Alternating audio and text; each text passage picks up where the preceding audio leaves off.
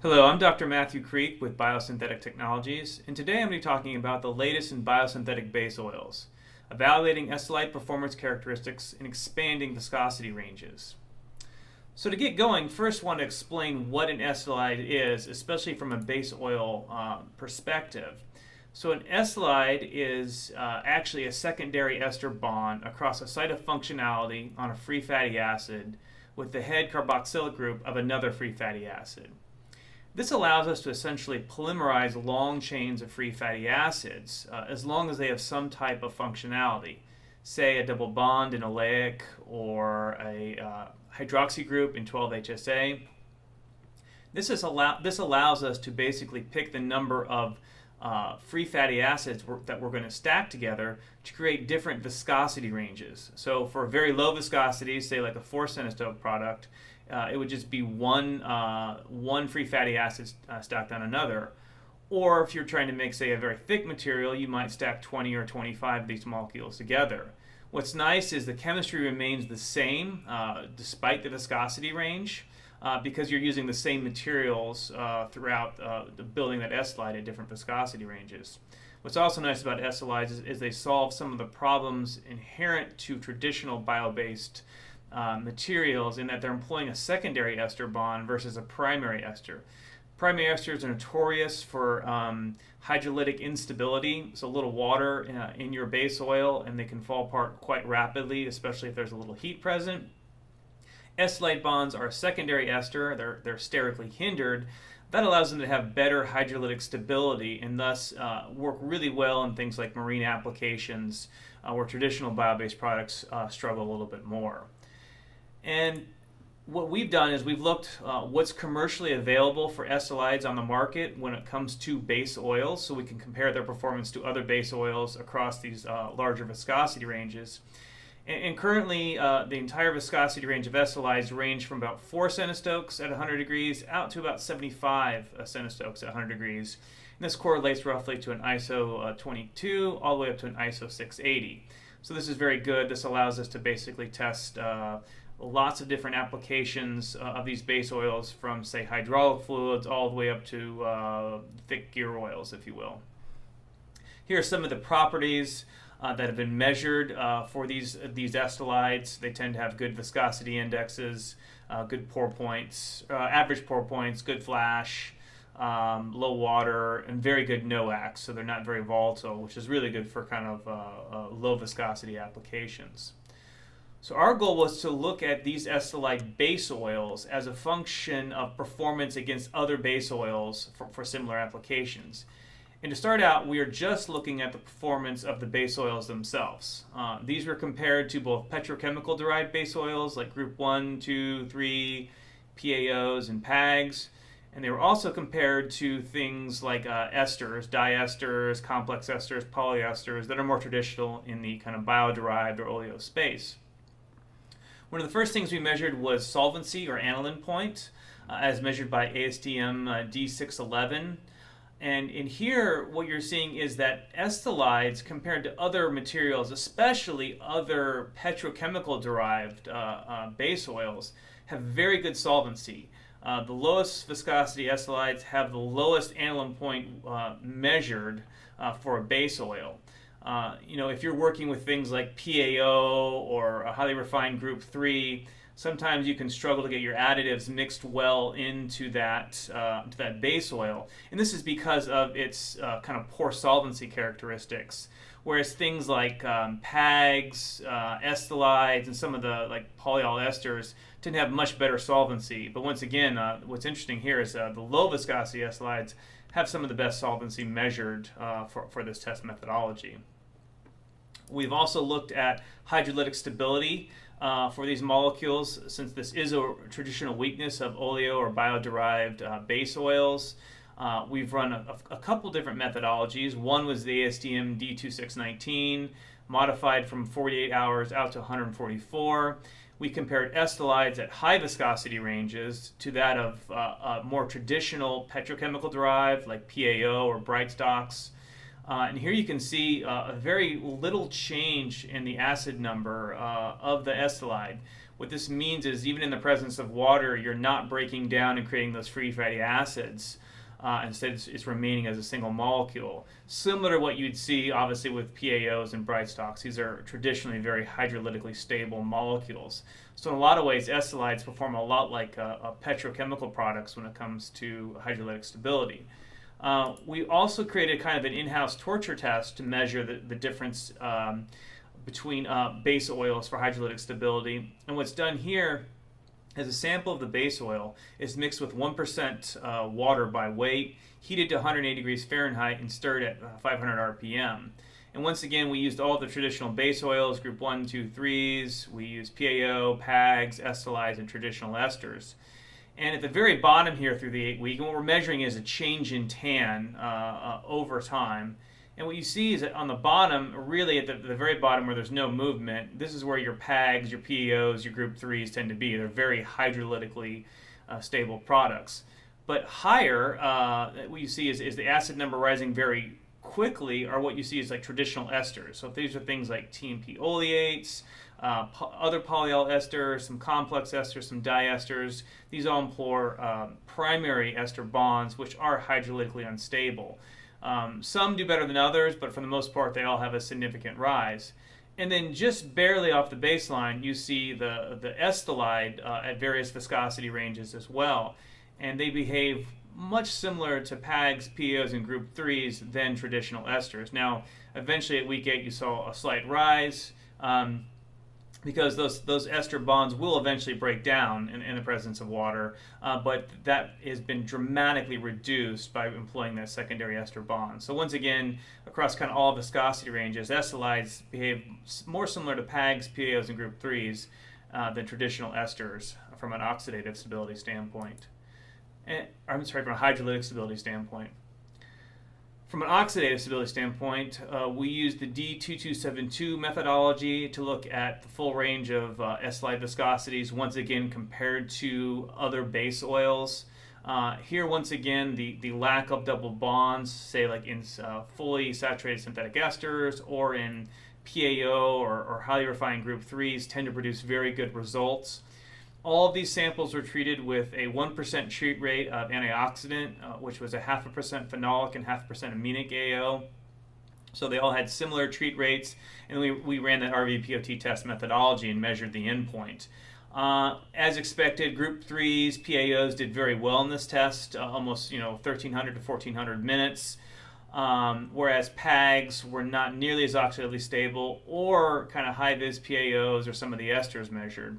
Once again, Estolides at kind of the mins and maxes of their viscosity ranges showed very similar performance to group 3s and PAOs, meaning these are very oxidatively stable molecules as well at both viscosity ranges. In fact, it looks like viscosity has almost no impact on the measured results of oxidative stability. And this being a fully saturated synthetic molecule, that does make sense from an end result. So now we're going to talk about performance kind of across viscosity range as a function of finished formulations. And so a number of different finished formulations were put together, and the performance of those formulations were measured with Estolides at different viscosities. So first up is we looked at an ISO 680 gear oil using a commercially available Estolide. This was essentially 95% Estolide and 5% additive treat rate with an EU eco-label approved ad package. And here we basically measured the kind of the 4-ball weld characteristics of the material and compared it against other commercially available ISO 680s on the market. So you can see kind of the overall test data for the ISO minus 21 pour point, which is expected really from being a 95% content Estolide, but overall very good 4-ball kind of wear and weld load capabilities. In fact, at the really high treat rates with this eco-label at 5% and 3%, we kind of got best in class. And these are gear oils that are both mineral or petrochemical derived base oils, as well as utilizing bio-based. The Estolide by itself, unadditized, almost equal kind of the bottom tier of what you see for some of these gear oils. So that's an interesting result for the Estolides. We wanted to, obviously we care a lot about viscosity with this data set, and so we also wanted to make a gear oil that was much lower. And so in this case, we targeted an ISO 220, so we stepped that viscosity down and measured a lot of the similar things. Good flash point, good 4-ball wear, 4-ball weld load. But here what we were interested in as well is comparing it more to other eco-label products that are commercially on the market. And in this case, these other commercial products are non-Estolide derived base oils versus the Estolide gear oil. They're all in the same ISO grade, so an ISO 220. And then we looked at a number of things. You can see the Estolide has kind of the worst pour point behavior, whereas the others are more closer to -30 to -40. But the one thing the Estolide does very well at this viscosity range is it passes rust, demulsibility, and foam with no problem. And this, once again, these are kind of some of the bugaboos of traditional bio-based products, whereas the other commercial products either failed rust or failed demulsibility.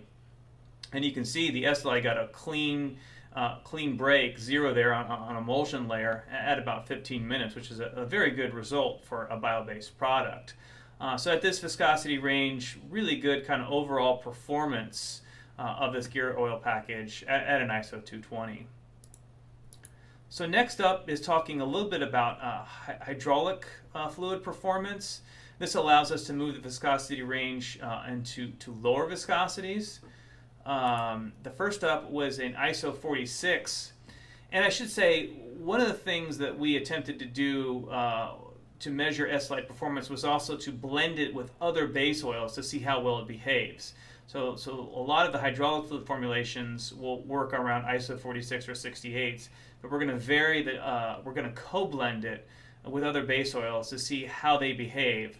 What's nice about that is we can use different viscosities of Estolides, all the way kind of from that 4 centistoke up to, say, an ISO 150 to blend with these other group 3s to really test how things change as a function of viscosity performance of the Estolide. So this first formulation was a Estolide PAO blend at an ISO 46.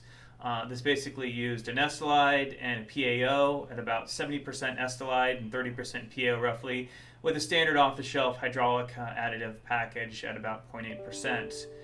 What you see is the pour point here has been dramatically improved, and this is really the Estolide, we believe, is basically taking on the positive properties of the PAO. Do that a good solvency, they mix very well, and so the Estolide is actually enhanced by that very positive PAO, low pour point. Very good VI, so the VI kind of translates very well with both PAO and Estolide. Slightly lower flash, driven by the kind of the low viscosity PAO. The Estolide uplifted this some. But other things you expect, once again, is remember, oxidative and hydrolytic stability are traditional weaknesses of some oleo-derived base oils. And here we got an 800-minute RVPOT test and a very low change, 0.06 in the hydrolytic stability D2619 test method. And so what you see here is at low viscosities, even in blends and final formulations, the Estolides seem to retain their good oxidative and hydrolytic stability, but they also play well with other base oils. In this case, they kind of were enhanced from a pour point perspective and even a little bit of a VI perspective by using PAO as a co-blend. So they play well together, but they don't really have any of the negative benefits attributed from blending. So I thought that was a very interesting data result for a lower viscosity product. So next up is an ISO 46 as well, except this time it was blended with a Group 3 product. And so a slightly different base oil co-blend. PAOs and Group 3s are definitely different technology. But we wanted to look at similar aspects, and we also wanted to kind of test some of the environmental performance you see for such a co-blend. In this case, there's about 40% Estolide and about 60% Group 3 based on the viscosities. And once again, with a standard off-the-shelf additive package, once again, very close to 0.8%, almost 0.9%. We did measure biodegradability of the finished formulation using the OECD 301B test method. It came in at 75%. I mean, this is very good. You think about things like the vessel general permit requirements for eco-friendly hydraulic fluids or eco-friendly fluids or lubricants. They need to be above 60%.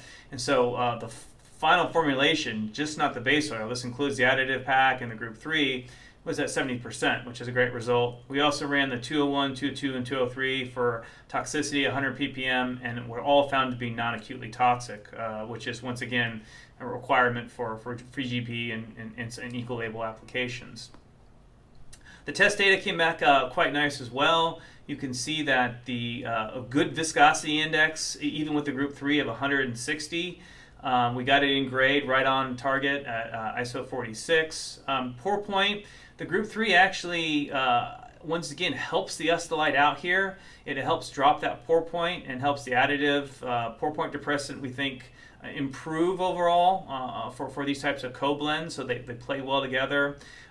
Good flash point, good color, and once again, if you think about a lot of the key issues with other oleo or bio-based products around rust, emulsibility, and foaming, here you can see both freshwater and saltwater rust testing passed without a problem. Really good copper corrosion 1A. Demulsibility was a 40-40-0 at 15-minute separation, and so this is a great demulsibility result. No foaming tendencies, which is also an issue you see with other oleo-derived molecules. Decent 4-ball wear performance, and once again, both hydrolytic stability and oxidative stability, which we really view as important metrics for the life of these fluids, especially used in, say, like marine applications.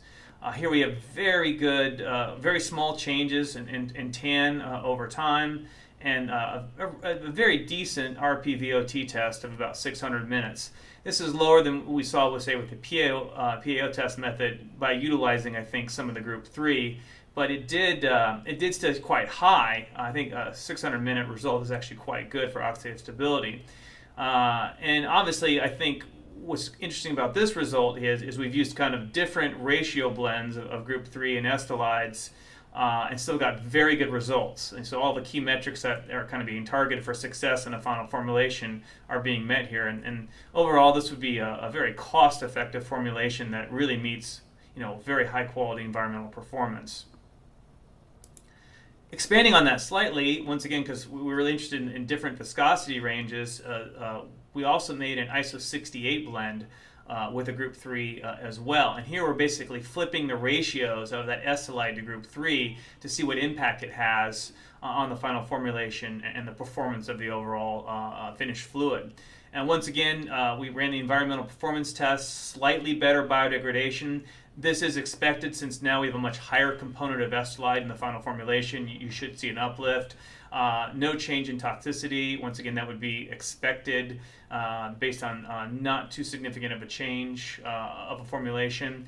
I will say in this formulation, it's a slightly different additive pack technology that actually is an eco-label compatible additive for this hydraulic fluid formulation.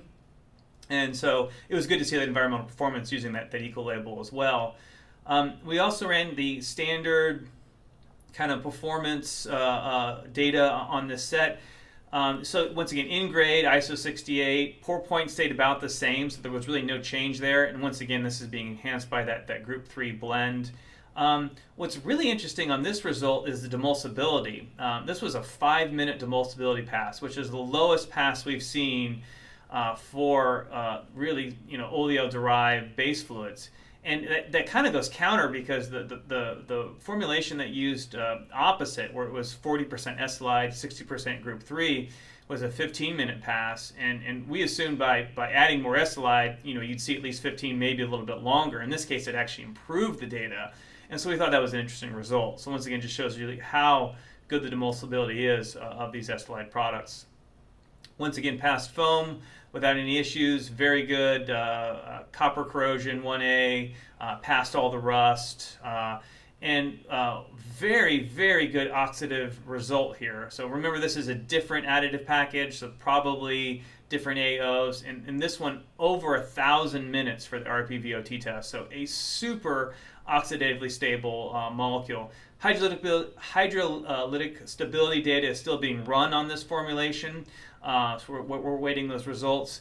But this formulation has gone through actually elastomer compatibility testing as well with A-Gear, and is an A-Gear approved use for their seals in, say, stern tube fluids.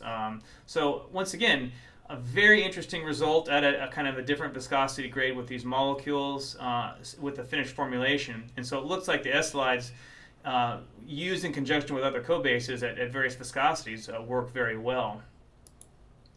And finally, wanted to kind of take a slightly different direction. In this case, this is a hydraulic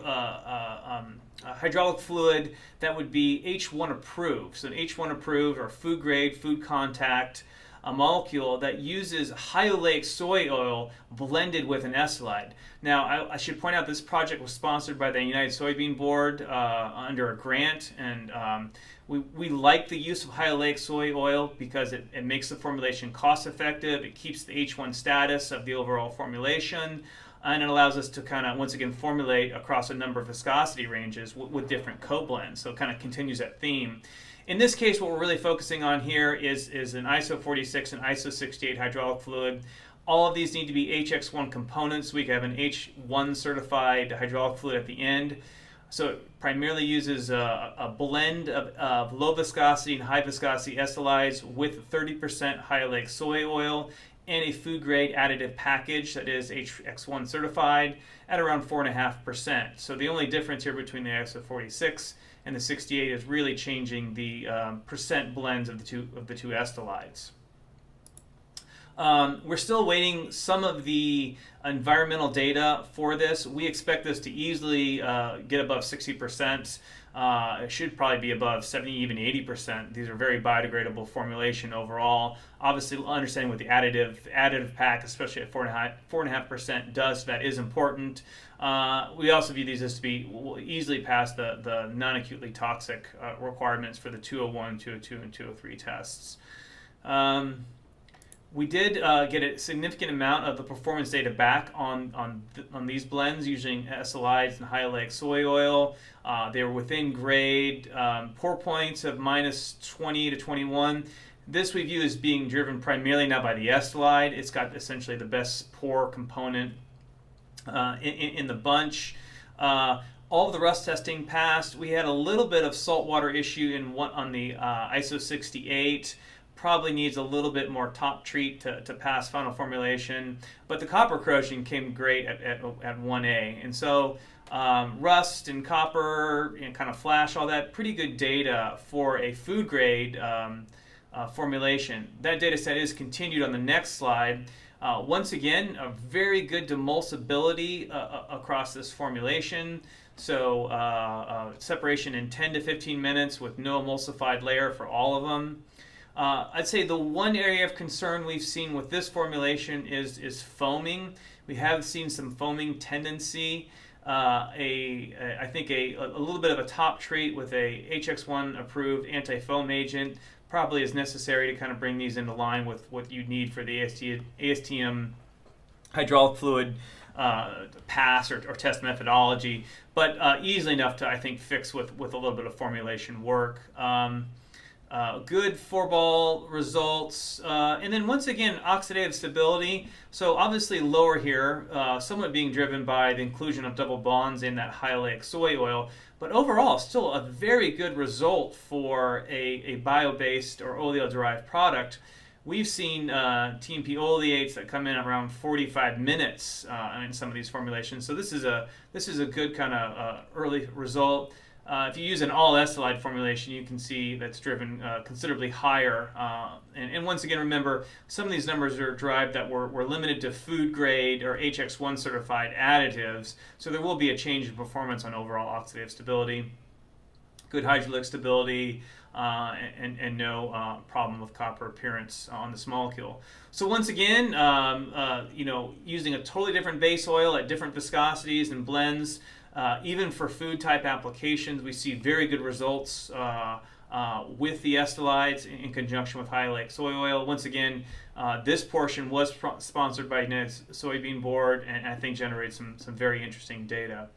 So with that, I'd like to thank you for taking some time to look at this presentation. Hopefully you've seen that Estolides have interesting performance across a wide viscosity range and blended with different co-bases. And happy to take any questions by chat, and thank you and have a wonderful day. Cheers.